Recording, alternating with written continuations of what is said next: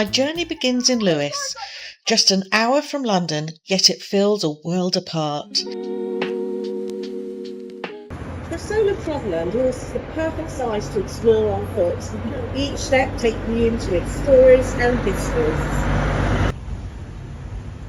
I start at the town's war memorial with its view over the town centre towards Harvest Brewery. So I'm walking up into the town in Lewes. I've gone past the castle, heading to Keir Street.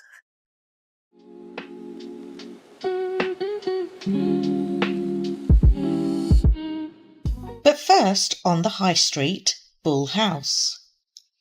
Once the home of Thomas Paine, the radical whose words lit fires of revolution in America and France.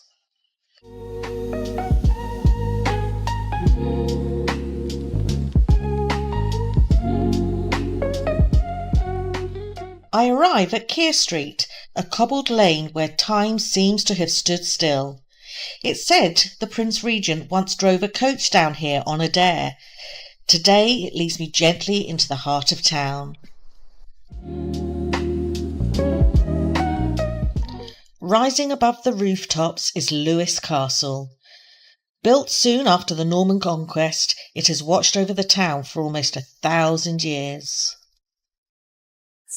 So from up here, I can see the Ouse Valley and the Downs, the path of my day ahead.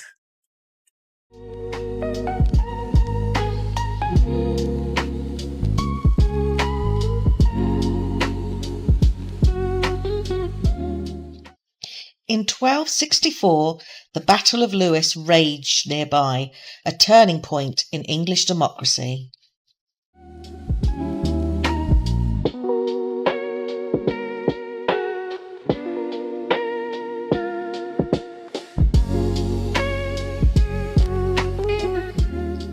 As a solo traveller, I can linger, wander and pause. Places like this invite you to slow down, to take in the landscape in your own time.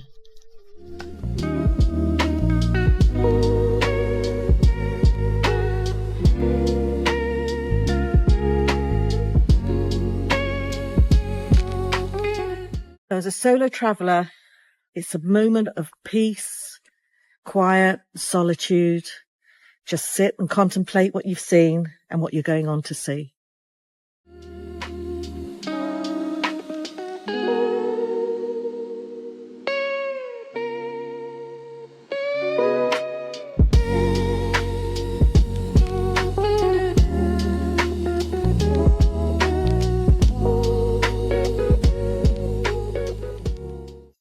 A short walk away, a gift from Henry VIII.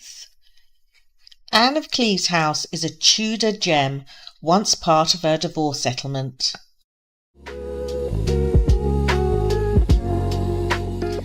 Anne of Cleves was 25 when she came from Germany and married King Henry VIII.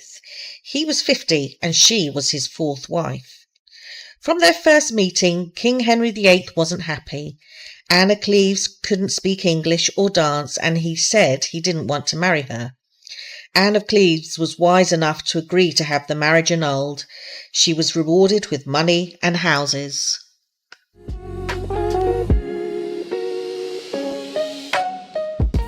I'm now heading to the Priory ruins, a beautiful place destroyed by Henry VIII during the Reformation.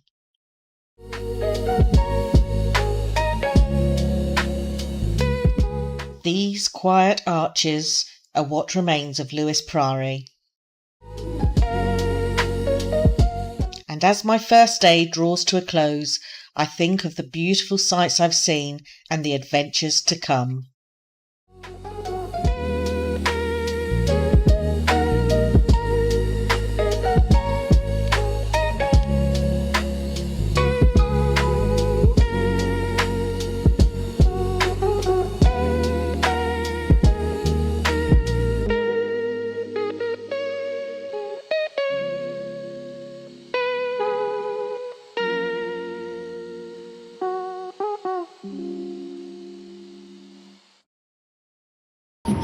And on Bonfire Night, 5th of November, Lewes comes alive! Every year, as dusk settles over the South Downs, the quiet town of Lewes transforms. Narrow streets, usually calm and cobbled, tremble beneath the footsteps of thousands. It is bonfire night, Lewes style, an explosion of history, defiance and dazzling spectacle. From every corner of the town, the bonfire boys and girls appear, dressed as smugglers in striped shirts and dark trousers. Their blazing torches send ribbons of firelight across the old brick walls. Tar barrels spit sparks behind them as they roll, and firecrackers rattle like tiny thunderbolts at their heels.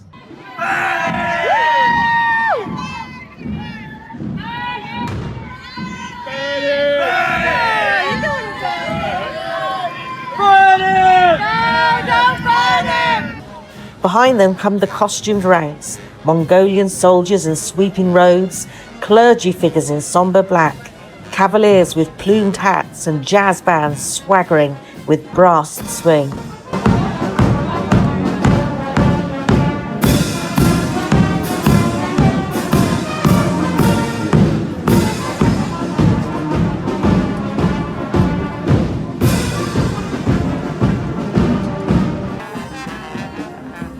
All 7 bonfire societies weave through the winding town, collecting coins for local charities, an old tradition wrapped inside the fire and smoke. And the smoke is thick tonight. It drifts over the rooftops, clings to coats and settles in the throat.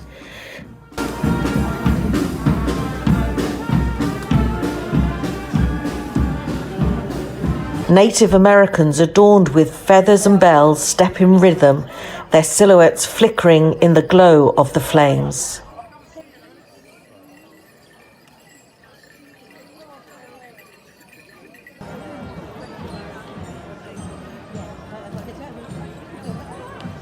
Every group marches proudly to the familiar soaring tune of Sussex by the Sea.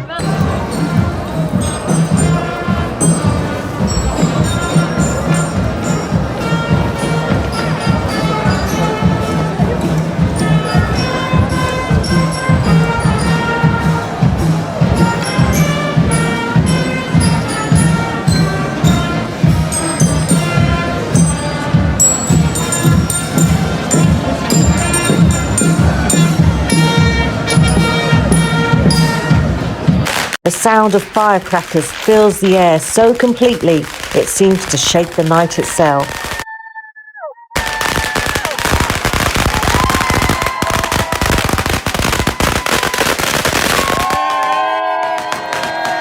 The people of Lewes honour the 17 Protestant martyrs burned here centuries ago. In solemn procession, crosses are raised, carried and finally set aflame, each one a flicker of the memory in the roaring night. And then, across the ridgelines and parks, around every society's ground, the bonfires are lit. Great towers of fire leap into the sky, painting the town in gold and ember. Moments later, magnificent fireworks erupt above Lewes. Stars of red, blue, silver and green blossom over the rooftops, reflected in every watching face. The night sky becomes a storm of glitter and thunder, a finale worth of centuries of tradition. In Lewes, Bonfire Night is more than a celebration. It's a history in motion, fire in the blood, and community written in sparks. And as the smoke drifts into the early hours, the town returns, slowly to quiet, but for one night, Lewes burns brilliantly. A new day dawns, and it sees me inclined just outside Lewes.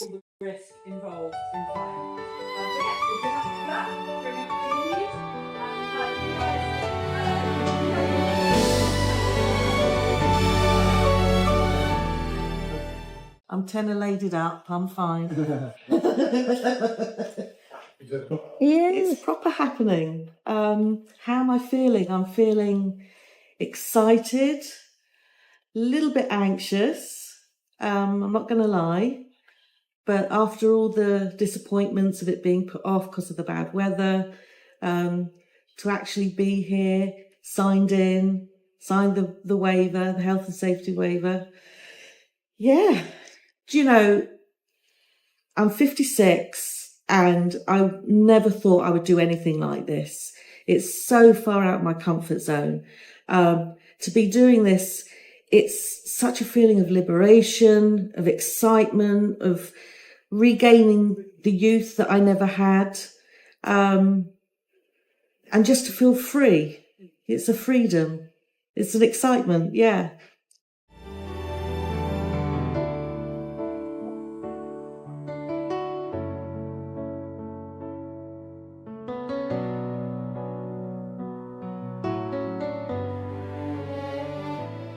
I'm not sure when I decided that paragliding was a sensible activity for a woman in her 50s whose idea of extreme sport, until recently, was finishing a cup of tea while it was still hot. There I was, blind, just outside Lewes, staring up at Mount Caburn.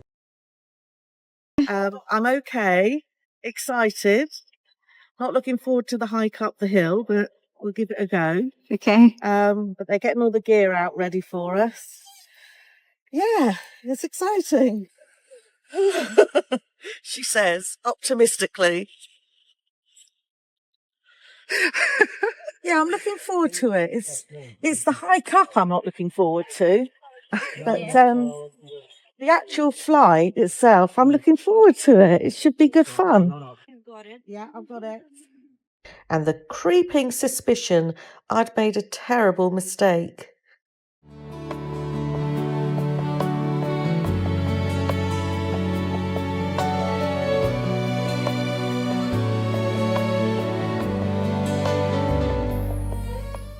Mount Caburn, for those who haven't had the pleasure, is steep. Ridiculously steep. It doesn't so much rise from the ground as launch upwards, smirking, daring you to climb it. And climb it I did, legs burning, lungs begging for mercy, each step an insult. About halfway up, I realised something. This climb felt suspiciously like the late stages of labour. Oh, the view from up here. It's amazing. What am I thinking? What have I done? I think I'm mad. But it'll be worth it. It'll be absolutely worth it in the end. Just to be soaring over this beautiful Lewes Valley would just be sensational. I'm really looking forward to it. Once I get there, I'll be fine. Yeah. Oh, that was hard work. It's all worth it in the end, I know. That was hard bloody work.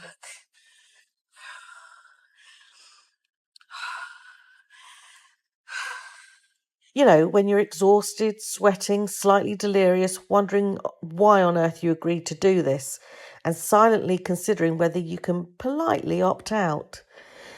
Except back then I had midwives. Here, all I had was my stubbornness and the faint promise that the view is worth it.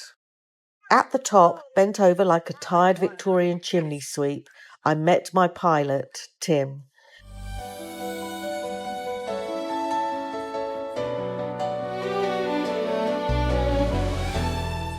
Here we go. Tell me.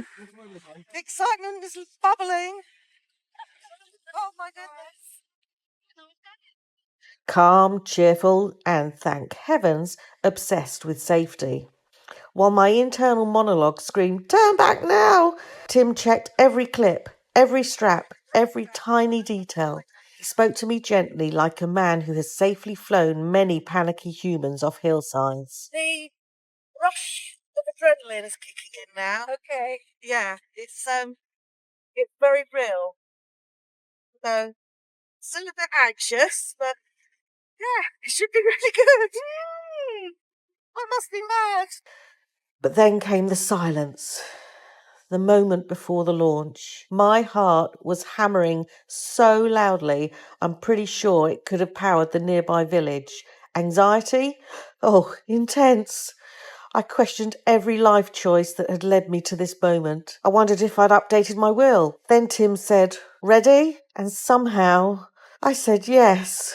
We ran, or rather I ran, and Tim sort of guided me like someone steering a shopping trolley with a dodgy wheel. And then suddenly the ground simply fell away. I wasn't climbing anymore. I wasn't panicking anymore. I was flying. And that feeling, it was pure euphoria. Like the moment they place your newborn baby into your arms. That sudden, overwhelming rush of relief, disbelief and joy. I did it. It's happening. This is real. Only this time, instead of a midwife saying congratulations, I had Tim behind me, calmly pointing out wind directions, landmarks, how the wing was behaving, making the whole thing feel beautifully controlled, beautifully safe. Floating there, suspended between the earth and sky, I felt free, alive, exhilarated, like I'd peeled off about 30 years and just existed, weightless and fearless.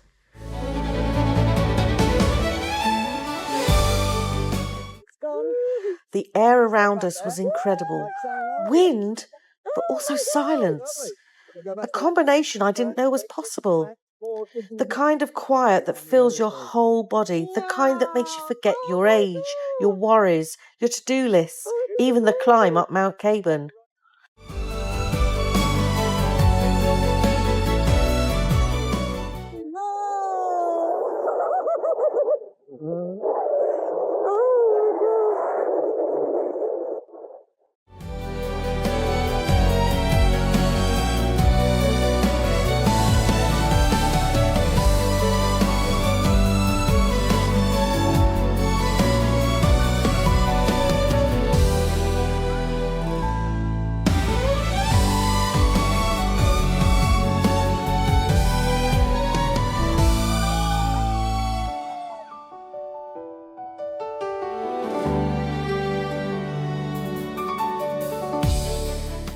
Time stopped, or maybe it stretched. Either way, I wanted it to last forever.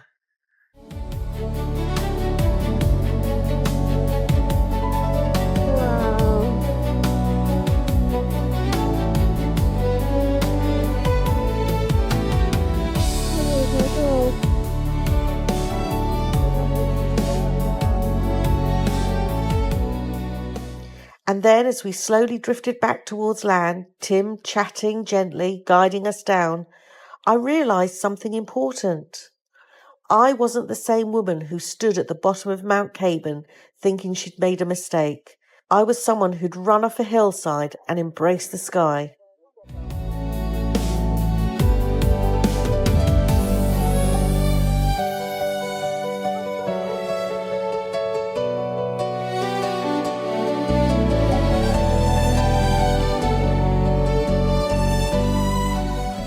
The landing was soft, almost casual.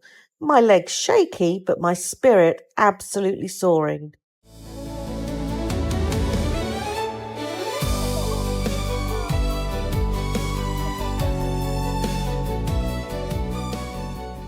Would I do it again? Oh, most definitely.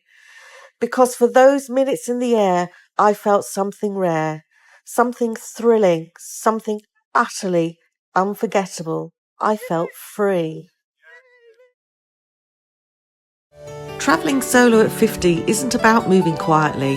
It's about writing your own story, sometimes on the ground and sometimes in the sky. And the view, I promise you, is even better when you've dared to rise above it.